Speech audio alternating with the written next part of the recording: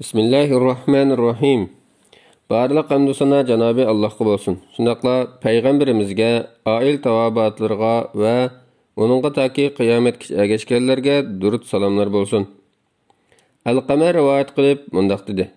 Şam'a kelib 2 rakat namaz okudum ve Allah'tan bana yaxshi söhbetdaş müyesser qilib berishini tilab, bir görüp kişilerinin arasına kirip olturdum. Bir aqsaqal kishi kelib yanımda olturdu. Ben bu kishi kim dedim, ular Abu Darda buludu deyishdi. Men Allah'tan bana yaxshi söhbetdaş müyesser qilishni so'rab dua qilgan edim. Sizlarni bana müyesser qildi desem, u kimlerden sen deb so'radi. Men Kufa xalqidan desem, u aranglarda Ummu Abidning o'g'li Rasululloh sallallohu alayhi vasallamning kashini, evriqini, yastıqını götürüp yürüp xizmatini qilgan kishi bor tuğu, yani Abdullah ibn Mas'ud demekçi.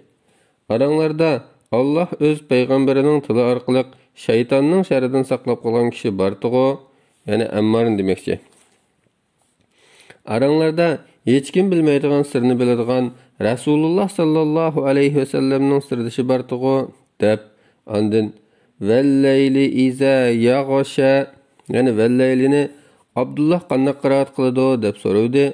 Men vallayli iza yaghsha wan-nahari iza tajalla vaz-zakari val-unsa deb o'qib bersam, bu Allah bilan qasamki, Rasululloh sallallohu alayhi vasallam menga o'z og'zi bilan mushundaq o'rgatgan dedi. Yana bir rivoyatda Al-Qamer rivayet qilib mundaq deydi. Abdullah ibn Mas'ud radhiyallohu anhuning bir necha hamrohlari bilan Shamga bordim.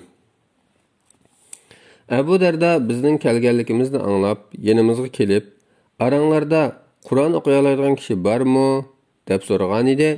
Biz "Ha, bor" dedik. U "Eng yaxshi o'qiy oladiganlar qaysinglar?" degan edi. Ular meni ishorat qilib qo'yishdi. U o'qigan degan edi. Men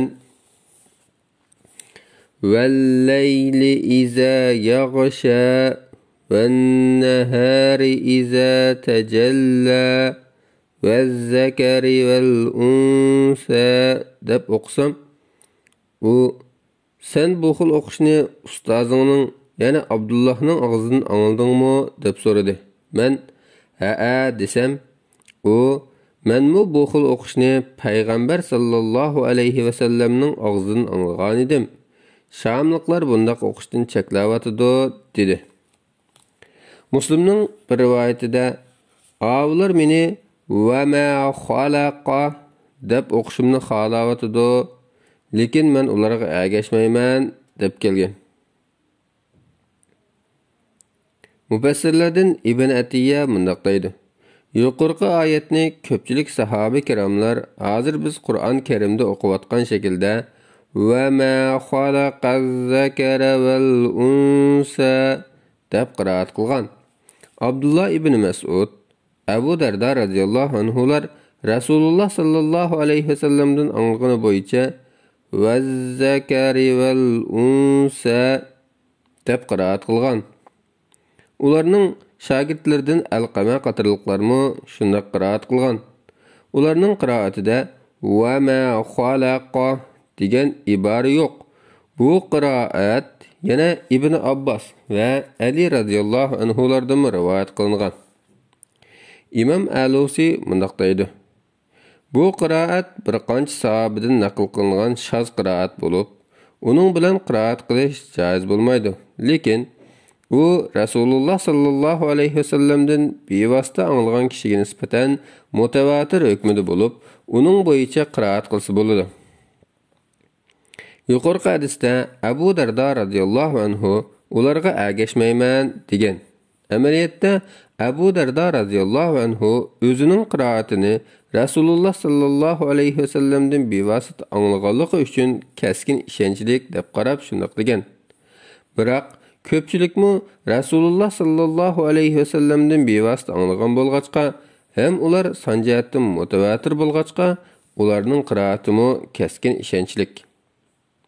Bu qiraat o'xshamasligini bundaq izohlash mumkin.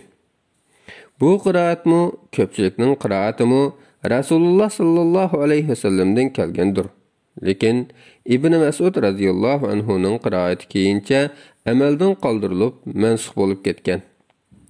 Mansux bo'lib ketganligidan bexabar qolganlar burunqi anglagan qiraatda o'qib bergan. Osman radhiyallohu anhu Qur'onni qaytaratliganda mansux bo'lib ketgan qiraatlarni elib o'tib, eng oxirgi qiraat shakli bo'yicha Qur'onni bir nusxa qilib bekitib, iqlimlarga avatgandan keyin hammaydan birdek Osman radhiyallohu anhu nusxasi bo'yicha qiraat qilishga boshlagan. Hech kim uning xiloflik qilmagan. Vallohu a'lam. Fatvoda doktor Abdulaziz rahmatulloh